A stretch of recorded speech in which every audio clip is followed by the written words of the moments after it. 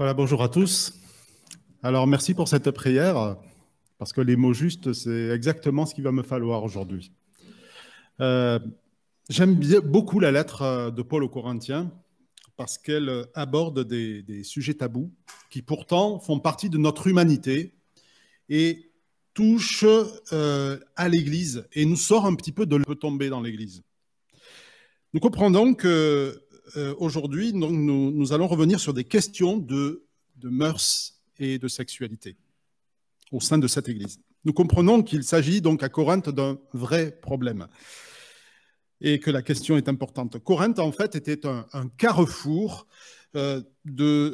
commercial et un croisement où plusieurs civilisations cohabitaient. Et elle était, comme tous les ports, un haut lieu de tourisme sexuel, comme c'est encore le cas aujourd'hui. Et les Corinthiens avaient cette réputation, non pas l'Église, mais les Corinthiens en général, avaient cette réputation d'avoir des mœurs particulièrement libertines, au point que dans le grec, alors c'est pas dans la Bible, mais dans les textes grecs, on a inventé un terme à l'époque qui s'appelait corinthianisé.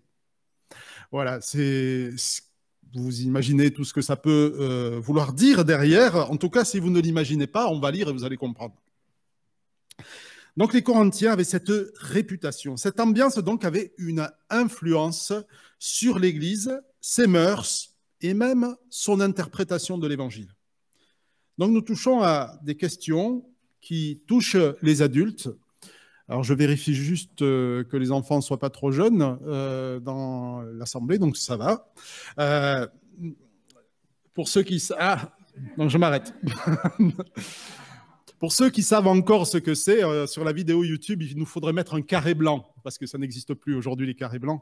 Mais on va essayer de parler avec le plus de tact, mais aussi de réalisme de ces réalités-là.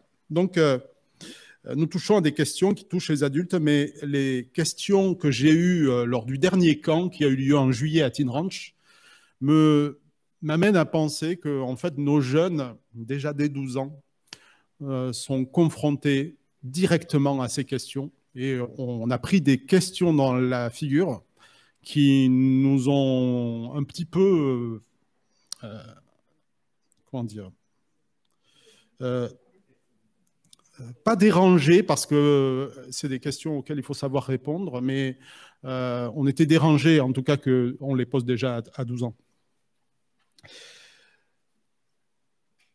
Alors, il y a deux écueils dans lesquels nous ne devons pas tomber dans le texte que nous allons lire dans 1 Corinthiens 6. Le premier, c'est de faire les effarouchés et de penser que nous ne devrions pas parler de ces questions dans l'Église. Si la Bible en parle, nous devons en parler. La deuxième erreur, ce serait de penser, de croire que ce sujet, la fréquentation des prostituées, est tellement caricatural qu'en fait, ça ne nous concerne pas. En fait, nous verrons que Paul profite de cette occasion-là pour parler de toutes les questions d'inconduite sexuelle et pas simplement de la fréquentation des prostituées. Donc, je vous propose de lire dès à présent au chapitre 6. Nous allons lire les versets 12 à 20. Chapitre 6, versets 12 à 20. Tout m'est permis, certes, mais tout n'est pas bon pour moi. Tout m'est permis, c'est vrai, mais je ne veux pas me placer sous un esclavage quelconque. Les aliments sont faits pour le ventre et le ventre pour les aliments. Certes, cependant, un jour, Dieu détruira l'un comme l'autre. Mais attention, notre corps, lui, n'a pas été fait pour l'inconduite. Il est pour le Seigneur, et le Seigneur est pour le corps. En effet, comme Dieu a ressuscité le Seigneur d'entre les morts, il nous ressuscitera, nous aussi, par sa puissance. Ignorez-vous que vos corps sont les membres du Christ? Vais-je donc arracher les membres du Christ pour en faire ceux d'une prostituée? Sûrement pas. Ou bien ignorez-vous qu'un homme qui s'unit à une prostituée devient un seul corps avec elle? Car il est écrit, les deux ne feront plus qu'un. Mais celui qui s'unit au Seigneur devient, lui, un seul esprit avec lui. C'est pourquoi fuyez les unions illégitimes. Tous les autres péchés qu'un homme peut commettre n'impliquent pas intégralement son corps. Mais celui qui se livre à la débauche pêche contre son corps. son propre corps. Ou bien encore, ignorez-vous que votre corps est le temple même du Saint-Esprit qui vous a été donné pour Dieu et qui maintenant demeure en vous? Vous ne vous appartenez donc pas à vous-même, car vous avez été rachetés à grand prix. Honorez donc Dieu dans votre corps. En fait, mon avis sur ce texte, c'est que c'est un magnifique texte. Mais c'est vrai qu'il traite d'une question difficile. Alors, pour une fois, je traiterai de 2 points. La première, c'est attention à notre interprétation de la liberté chrétienne. Attention à notre interprétation de la liberté chrétienne. Et le deuxième, c'est ce que je fais de ma sexualité a des conséquences sur toute ma vie. Donc, premier point, après s'être attaqué à un problème d'inceste, nous l'avons vu il y a 3 semaines, pour ceux qui étaient là, on n'était pas très nombreux, c'est vrai, au chapitre 5, Paul s'est attaqué à un autre problème, les problèmes de procès entre chrétiens. Et puis là, il revient à une autre question, une autre forme d'inconduite sexuelle dans cette assemblée. Et l'Église de Corinthe, donc, admettait que certains, au sein de la communauté, fréquentassent, on devrait dire, des prostituées. Et les Corinthiens se justifiaient en invoquant la liberté chrétienne. Paul enseignait en effet que Jésus nous a libérés du joug de la loi. Donc, si la loi n'a plus de valeur dans toutes les règles rituelles et alimentaires, les fêtes, les jours de sabbat, eh bien pourquoi alors nous condamner? Mais les Corinthiens n'avaient pas saisi que l'Évangile libère avant tout de l'esclavage du péché. Que des chrétiens fréquentent des prostituées, c'est déjà préoccupant, mais qu'ils justifient leur conduite en invoquant la liberté que Christ nous a acquise, c'est inacceptable. Donc la mauvaise compréhension des Corinthiens s'articule en fait très bien avec les croyances gréco-romaines de l'époque, qui ne sont pas très éloignées des nôtres, mais je vais quand même les expliquer. Tout d'abord, 2 choses, 2 points. Les gréco-romains négligeaient le corps. Ceux qui ont étudié, ceux qui ont fait des études un peu littéraires, qui ont étudié les auteurs grecs, en particulier en philosophie, sont familiers de la conception dualiste grecque. Le corps et tout le monde matériel étaient considérés comme mauvais, fondamentalement, et ne devaient pas accéder à l'éternité qui était réservée au monde des idées. La version christianisée de cette croyance, c'est que seule l'âme était noble et éternelle. Le corps, donc, n'a aucune part à l'éternité.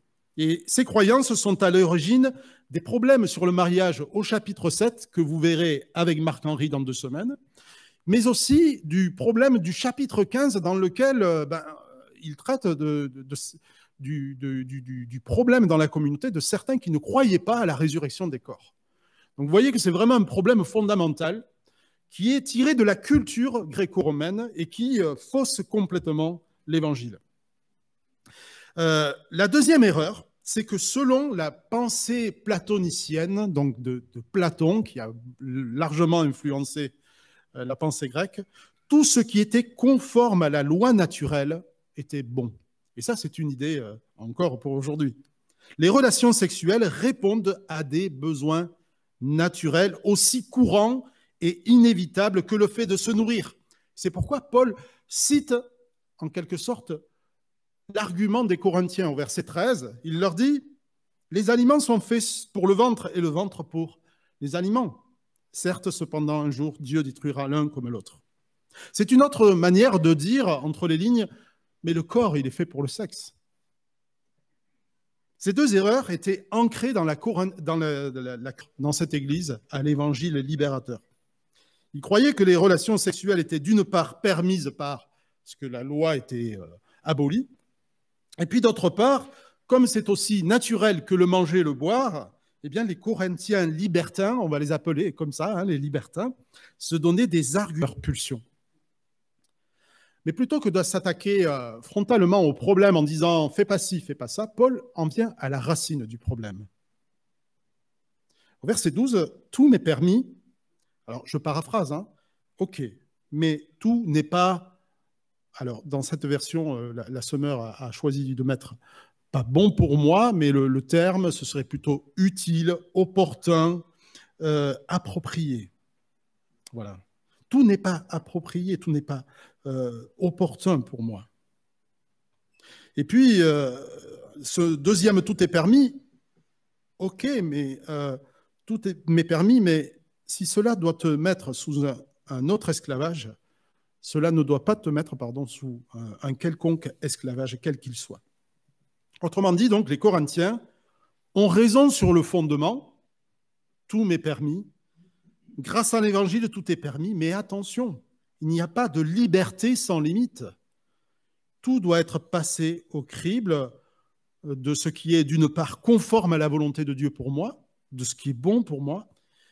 Et donc la première réponse à cela sera « Mon corps n'est pas fait pour l'inconduite, mais pour le Seigneur ».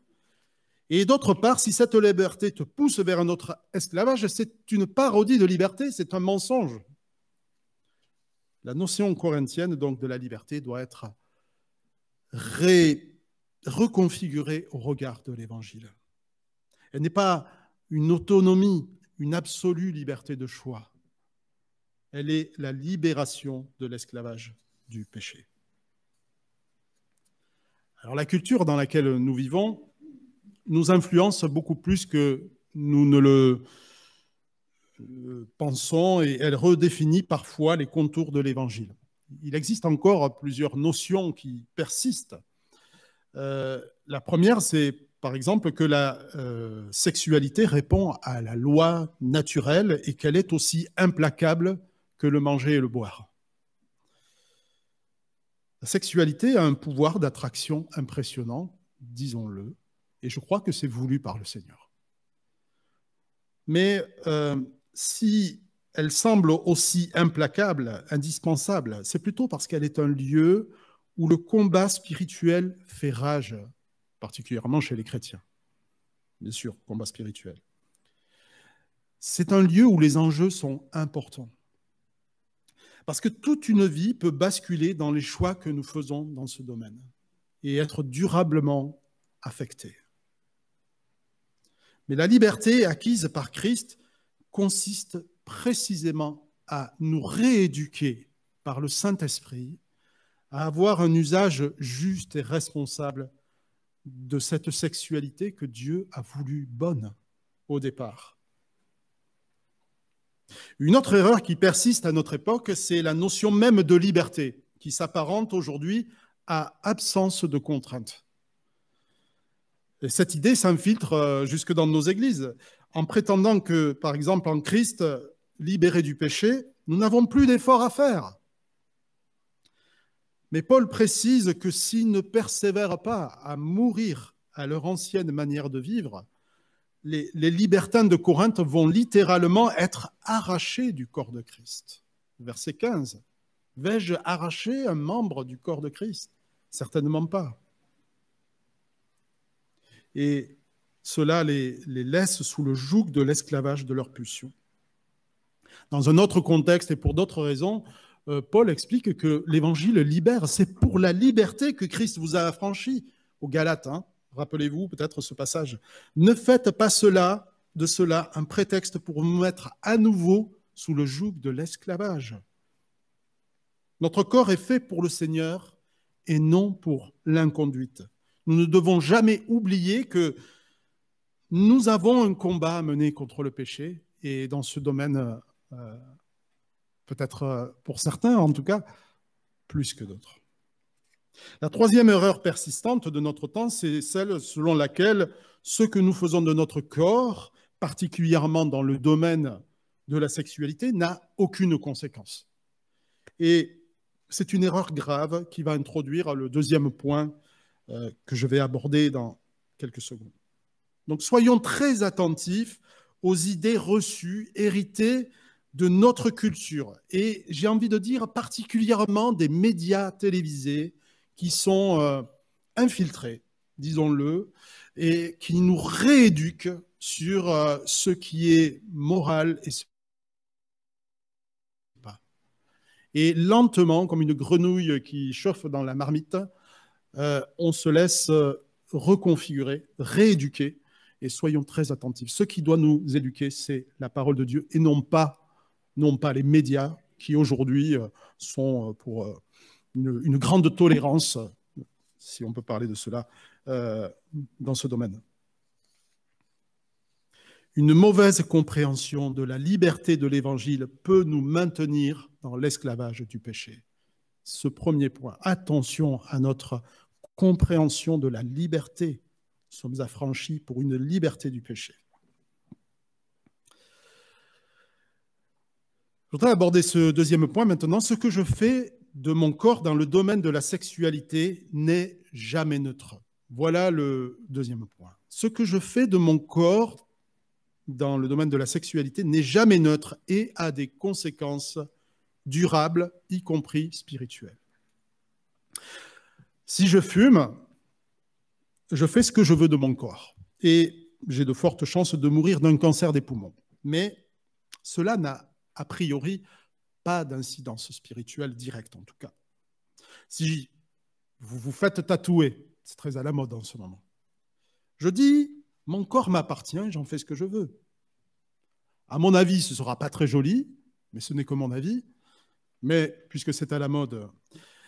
Mais est-ce de cela dont parle Paul? Verset 18, tous les autres péchés qu'un homme peut commettre n'impliquent pas son corps, mais celui qui se livre à l'inconduite pêche contre son propre corps. Y aurait-il, dans le domaine de la sexualité, quelque chose de particulier, de plus néfaste dans le domaine de la sexualité? Alors, pour bien comprendre ce que Paul veut dire ici, il nous faut aborder ce que Paul veut dire par « notre corps n'est pas fait pour l'inconduite sexuelle ». Il ne dit pas « notre corps n'est pas fait pour la fréquentation des prostituées ». Non, il met la fréquentation des prostituées dans un ensemble plus vaste, qui est l'inconduite sexuelle et qui est en grec le terme porneia, qui est très bien connu des théologiens. Dire ce mot. Alors, c'est facile de le retenir puisqu'il a donné pornographie. Porneia, pornographie. Alors, le champ sémantique ne se limite pas seulement à la fréquentation de prostituées. Dans le chapitre 5, que nous avons abordé il y a 3 semaines, c'est le même terme, porneia, inconduite, pour parler donc d'une relation incestueuse. Dans le chapitre 1 de l'Épître aux Romains, il parle plutôt de fornication, mais aussi d'homosexualité. Dans l'Épître aux Galates, la porneia, c'est encore le même terme, c'est le fruit que produit l'homme naturel irrégénéré par opposition au fruit de l'esprit. Rappelez-vous, car le fruit de l'esprit, c'est...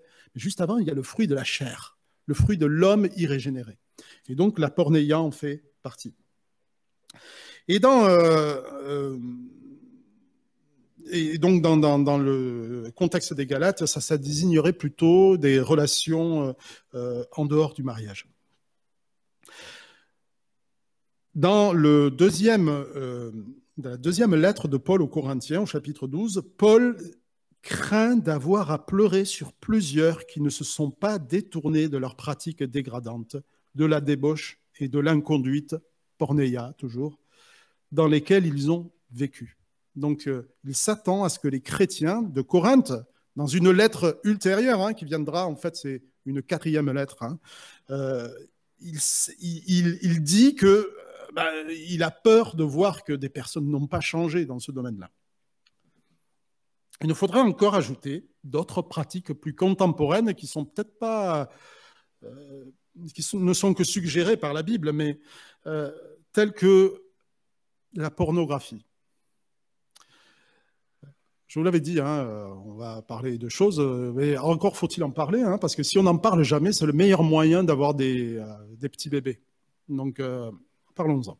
La pornographie, avec son corollaire, la masturbation, qui est aussi une forme d'inconduite sexuelle.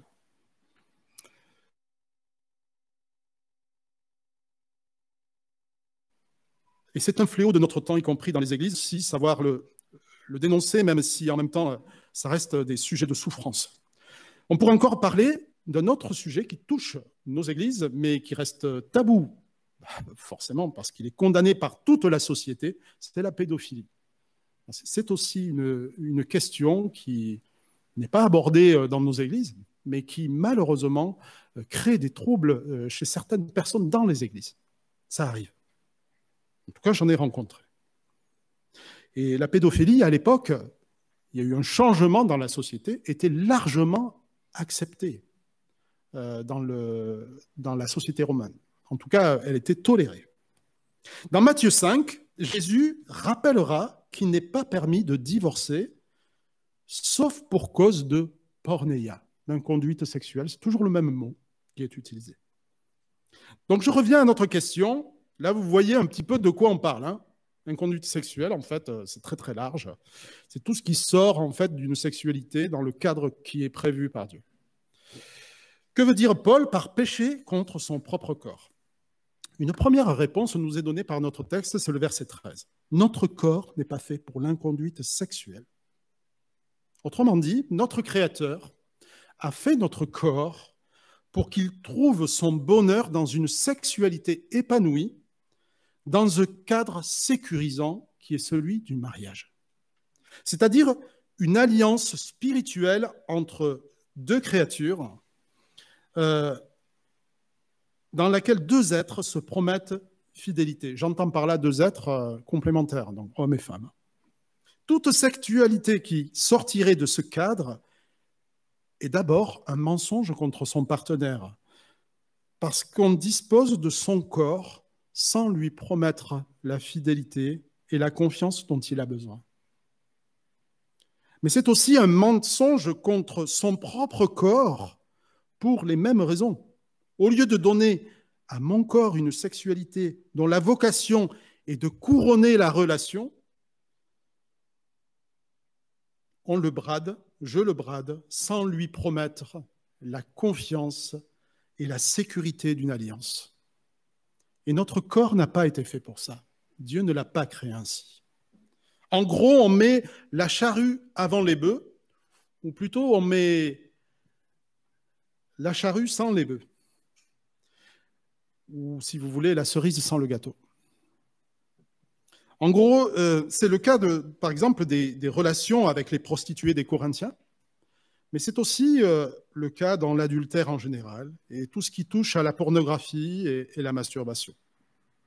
On ment à son propre corps qui n'a pas été fait pour cela et on le laisse avec cette frustration d'une relation sexuelle dépouillée de son but.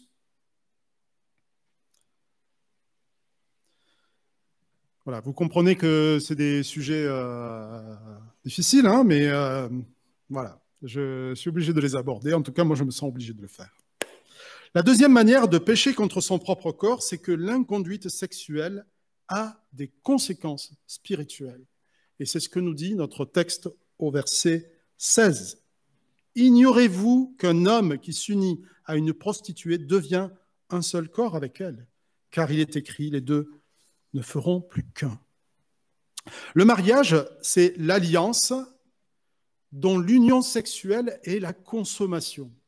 Ce qui crée le lien spirituel entre deux êtres, c'est l'union sexuelle. Puisque là, avec une prostituée, il n'y a pas de mariage. Hein. Mais le lien spirituel est quand même là. Et de ce lien, on ne le rend jamais sans dommage et on ne s'en débarrasse pas facilement. Ce n'est pas quelque chose qui est neutre, comme je l'ai dit au début dans le titre. Celui qui s'adonne à des relations sans lendemain, adultère ou braderait son corps sans engagement sincère, s'expose à une coupure de ce lien spirituel et éprouvera le désir implacable d'y remédier. C'est pourquoi une personne qui a connu cette coupure s'expose à reconstruire des relations qui seront plus motivées par le désir de renouer ce lien spirituel que par le désir de fonder un foyer, de construire une relation d'amour durable. Et c'est pourquoi parfois certains reviennent vite dans des relations sans avoir pris le temps de comprendre d'abord ce qui s'est passé et si la personne est vraiment comment dire, une personne complémentaire pour moi. Il est plus difficile à une personne qui a déjà consommé de construire une relation mature, surtout si elle est précipitée. Donc, d'une manière générale, donc voilà les 2 points, hein, les 2 manières de pécher contre son corps. J'en ai d'autres, mais ce serait trop long et je vais m'arrêter là. Mais d'une manière générale, l'inconduite sexuelle nous expose à une sexualité qui est centrée sur soi. Là, et ça, c'est une singerie. C'est un mensonge. Dieu a fait la sexualité pour être donnée à l'autre, par amour, dans un lien durable et dans le cadre sécurisant d'une alliance. Et en donnant l'illusion d'un amour qui est don à l'autre, elle devient don à soi et elle plonge souvent dans des profondes culpabilités, des addictions, mais aussi des malentendus dans nos relations avec le sexe opposé.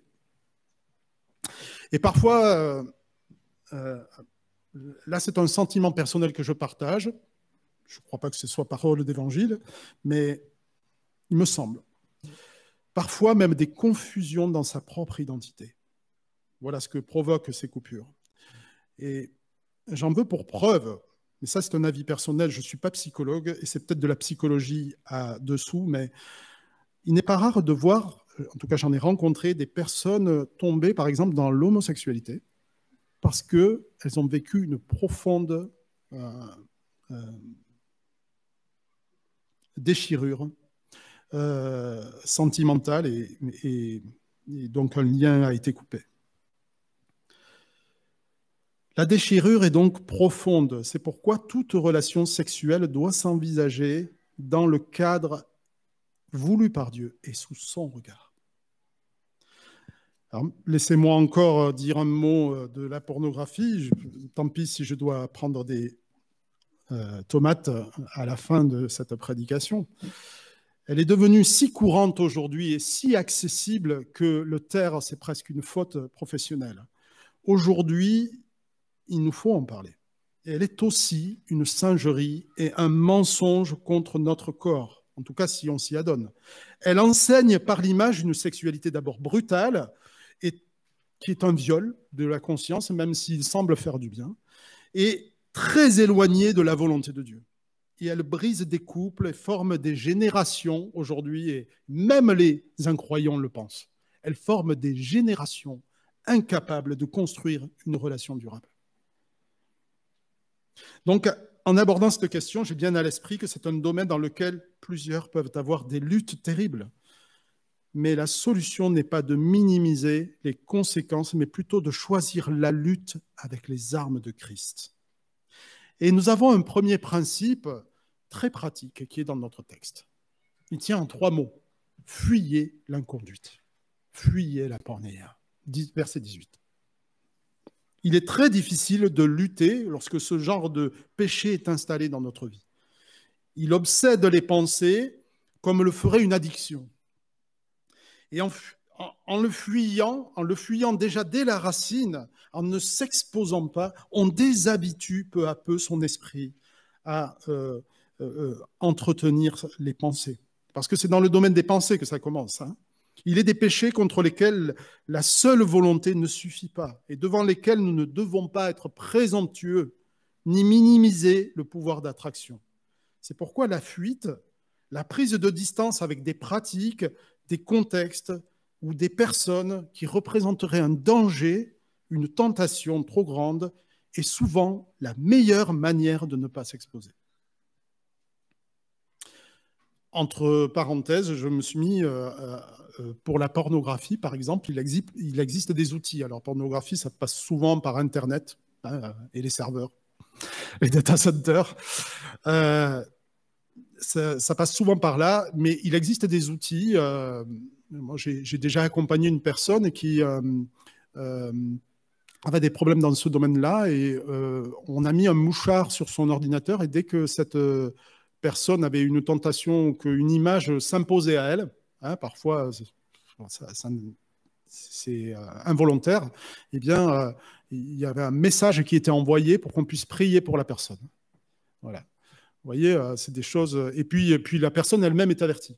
Hein. Donc, parfois, ça peut être des choses comme ça, très pratiques, mais sortir de ce genre d'esclavage peut prendre du temps, demander beaucoup de prières. Je ne parle pas que de la pornographie, hein, mais aussi des relations sans lendemain. Il y aura beaucoup de défaites, il y a beaucoup de défaites, mais c'est beaucoup plus simple avec un vis-à-vis, une personne de confiance qui a de l'expérience dans le domaine et vous aidera et priera pour vous. Je le dis aussi pour ceux qui sont derrière l'écran et ceux qui le verront plus tard. Il y a des formations sur la question et on prend dans les églises de plus en plus au sérieux cette question et c'est une très bonne chose. Ce que je voulais dire, c'est qu'il est extrêmement difficile d'en sortir seul, même avec Dieu, et qu'il faut savoir avoir un partenaire de prière pour ça, de confiance, c'est important. C'est pas impossible seul, mais on peut se dire que c'est possible pendant des dizaines d'années et ne jamais en sortir. Alors, une petite image, on peut être tenté de renoncer à se battre dans ces domaines-là, comme dans d'autres domaines hein, qui ont un pouvoir d'attraction très fort hein, dans le domaine du péché. Alors, saviez-vous que le lubrifiant WD-40, vous savez ce que c'est? Les hommes savent ce que c'est que le WD-40. C'est le petit spray bleu avec un capuchon rouge et une étiquette jaune, et il y a écrit WD-40. C'est le dégrippant, c'est le truc à tout faire pour les bricoleurs. Ce lubrifiant tire son nom du fait que les 39 premières tentatives ont échoué. Et WD-40 tire son nom en fait du fait que la 40e a réussi. Littéralement, ça veut dire déplacement d'eau, 40e tentative. Imaginez à quoi ressemblerait la chaîne de mes vélos ou de votre vélo sans le WD-40. Vous ne pourriez même plus pédaler. Ce domaine de notre vie. Peu importe, n'abandonnons jamais. Dieu continuera à nous donner la force de combattre par son esprit, mais par la grâce de Dieu, c'est possible, il y a de véritables résultats. Et le Seigneur nous accompagne même dans ce chemin, même s'il y a beaucoup de chutes, de culpabilité. Mais le Seigneur veut nous sortir de là et il le fera. Mais ne baissons pas les bras et faisons-nous aider.